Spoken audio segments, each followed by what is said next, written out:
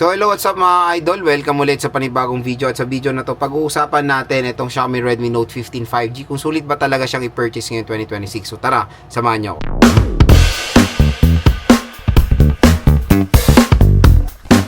So mga idol, for today's video, ang pag-uusapan natin is itong napaka-solid na Xiaomi Redmi Note 15 5G.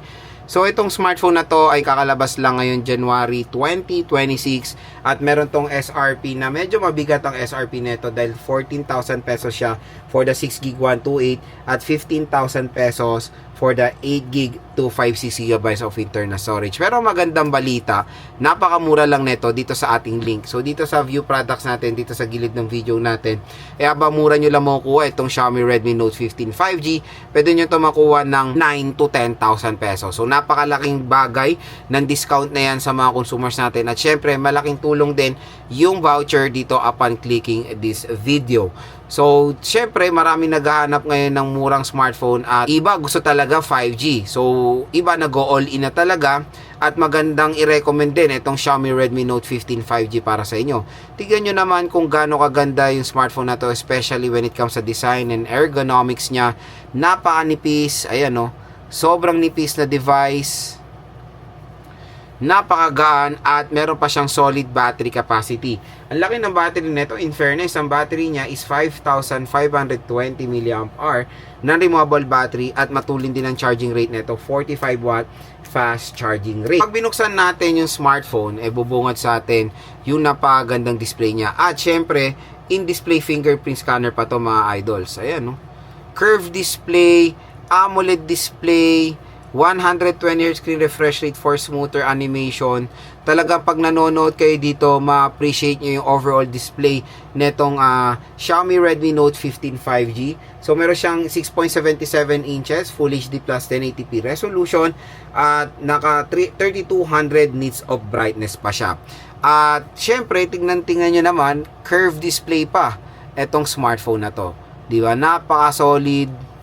Talagang may enjoy nyo ang inyong viewing experience dito sa Xiaomi Redmi Note 15 5G. So, usapang camera tayo. Camera nito napaka-solid dahil meron siyang 108 megapixel.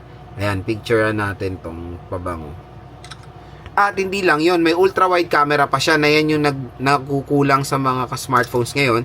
Na iba is parang marketing get-up lang yung camera. Ito, legit mga ka-J-Vlog, meron siyang ultra-wide camera. At tingnan nyo naman, sobrang linaw din ng ultra-wide camera system netong Xiaomi Redmi Note 15 5G. Ayan, no? Ang linaw. Ito yung main camera niya, or yung 1X. Tapos, ito pang malupit doon. Yung zoom niya, ayan, yung 3 times optical zoom niya. At meron siyang 3 times zoom. Linaw din. And, grabe, 20 times digital zoom pa yan. O, di ba? Picturean natin, Yan natin. Kung clear siya. O, panis. Di ba? Napakalinaw netong Xiaomi Redmi Note 15 5G. Pwede nga rin niyang gawing macro lens, di ba? And, syempre, 4K video recording pa siya. Pero up to 30 FPS, even 1080p, wala po siyang support for 60 FPS. Ito pa yung napansin kong napaka-solid dito. Ayan, teleprompter mode. So ito yung mga ginagamit sa balita-balita, di ba? Yung parang may script habang nagvi-video. Ito meron siya mga ka-J-Vlog. So hindi nyo na kailangan, play pause para mag-memorize. Ayan, babasahin nyo na lang yan. Ayan, script or recording a video, how teleprompter works. O di ba, napaka-solid mga idol at napakalaking tulong sa mga consumers natin. Sa front-facing camera, napakalinaw din. Tingnan nyo naman. Detalyado yung aking poging mukha. Oh, grabe. So, camera performance, pasadong-pasado sa akin dito sa Xiaomi Redmi Note 15 5G.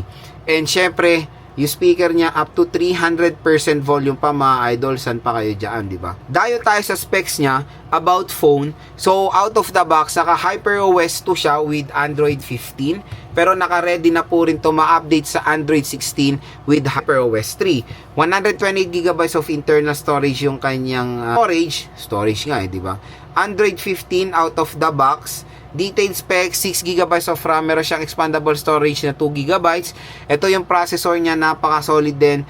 For its price na under 10,000 pesos, Qualcomm Snapdragon 6 Gen 3 processor. Ayan siya. 120GB lang itong kinuha natin at tingnan nyo naman puno na siya gaano dahil yan pa lang in-install natin. Full download ang resources ng Genshin dyan. Tingnan natin kung ilan yung nakain ng Genshin. Pinakamalaking kumain dyan mga idol when it comes sa application talaga or sa game is yung Genshin Impact. So, titignan natin yung apps. So, di ba, apps is 50GB. Tignan yung kinain ng Genshin, 29 ml, mababa lang. Wala pa nga ako ditong COD. Pero stay tuned lang, i-game testin natin to. Dito sa channel natin, isa-isa ko itong nilalaro para makita nyo yung overall performance ng smartphone na to. And ang tagal niya malubat Meron siyang 5,520 mAh battery capacity at yung charging rate nito napakatulin, 45 watts pa po mga idol. And pwede po ito mabasa sa tubig. Again, mabasa, hindi pwede malublob. So, meron siyang water protection na IP66. For example, lalagay nyo to sa motor nyo, i-mount nyo, umulan. Yung iba, di ba, pinaplastic pa yung cellphone nila. Ito, hindi nyo na kailangan ni plastic dahil meron siya water protection for that kind of scenario. Pero hindi po siya pwede malublob sa tubig. At syempre, sa bibili na itong smartphone na to, meron po siyang pre-installed na screen protector out of the box. So again, kung interested kayo dito sa Xiaomi Redmi Note 15 5G, napaganda niya pong i-recommend sa inyo at solid na smartphone ngayon 2026. Ang hirap din talunin nito. Murang 5G under 10,000 pesos. Dito niya lang mabibili sa ating view products. Click nyo na itong view products natin. Bagsak presyo lang dyan. Ang Xiaomi Redmi Note 15 5G.